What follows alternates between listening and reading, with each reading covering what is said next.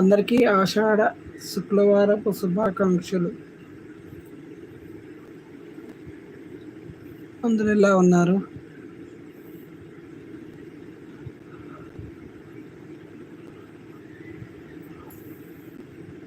ఆషాఢం బాగా చేస్తారు. ఎంతమందికి తెలుసు? ఆషాఢ మాసం అమ్మవారికి ఎక్కువగా పూజలు చేస్తారు. ఆషాఢంలో విజయవాడ అమ్మవారికి బాగా చేస్తారు. కూరగాయలతో అలంకారం, రోజుకొక అలంకారంతో అమ్మవారు బాగుంటుంది. విజయవాడ దుర్గమ్మ గుడి ఎవరైనా చూడకుండా ఉన్నవారు ఆషాఢ మాసంలో వెళ్ళి చూడండి. ఆషాఢంలో ఎక్కువగా కొత్తగా పెళ్ళైన ఆడపిల్లలు అత్తగారింటికి వెళ్ళరు. ఆషాఢ మాసంలో పుట్టింటికి వెళ్తారు. ఆషాఢం అయిపోయాక శ్రావణం వచ్చాక అత్తగారింటికి కొత్త కోడలు వెళుతుంది. ఆషాఢం 1 నెల రోజులు అత్తగారింటికి వెళ్ళరు. లైవ్లో ఉన్నోళ్ళు లైక్ చేయండి, కామెంట్ చేయండి.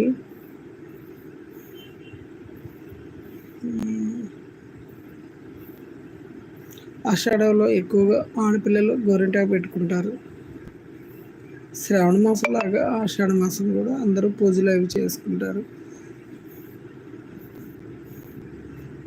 ఆషాఢ లక్ష్మి అని పిలుస్తారు. ఆషాఢంలో మనకు వచ్చే ఒక పండుగ తొలి ఏకాదశి. ఆషాఢం మొదలవగానే వస్తుంది. ఈసారి 6వ తేదీ వస్తుంది.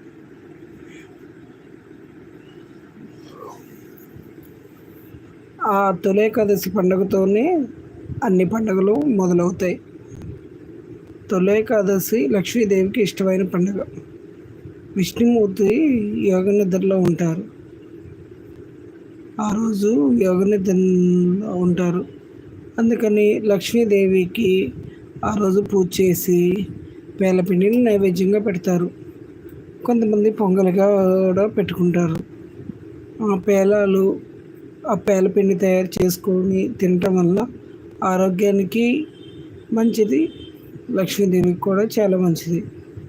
అందుకని ఆషాఢంలో అందరూ చక్కగా ఈ పండుగను బాగా సెలబ్రేట్ చేసుకుంటారు. ఆషాఢంలో గోరింటాకు పెట్టుకోవటాన్ని ప్రత్యేకంగా మహిళలు ప్రత్యేకంగా పాటిస్తారు. అందరూ ఒక చోటకి చేరి ఆ గోరింటాకు పండుగని ఎంతో ఎంజాయ్గా చేస్తుంటారు.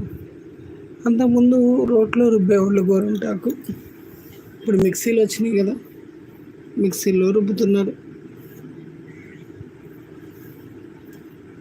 గోరింటాకులు రుబ్బి చేతులకు పెట్టుకోవడం వల్ల సైన్స్ పరంగా అలర్జీలు అవి రావు. చేతులు ఎక్కువ శాతం ఆడవాళ్ళు నీళ్ళల్లో పనిచేస్తుంటారు కాబట్టి అలర్జీ రావడానికి, అటాక్ అవడానికి త్వరగా ఆస్కారం ఉంటుంది. కాబట్టి అందుకని ఆ ఎలర్జీలు రాకుండా ఉండటం కోసం గోరింటాకు పెట్టుకుంటారు. ఆ గోరింటాకు చేతులకి అందంగా పెట్టుకోవడం వల్ల హెల్త్ చూడటానికి ఆకర్షణీయంగా ఉంటుంది. ఆడవాళ్ళకి ఎక్కువ గోరింటాకు, బొట్టు, పూలు, గాజులు ఇవన్నీ పెట్టుకున్న స్త్రీ కానీ పిల్లలు కానీ ఎవరైనా అందంగానే ఉంటారు. ఈ పండుగలప్పుడే ఆడవాళ్ళు చక్కగా రెడీ అయ్యి నీట్గా గోరింటాకులు ఇవన్నీ పెట్టుకుంటారు.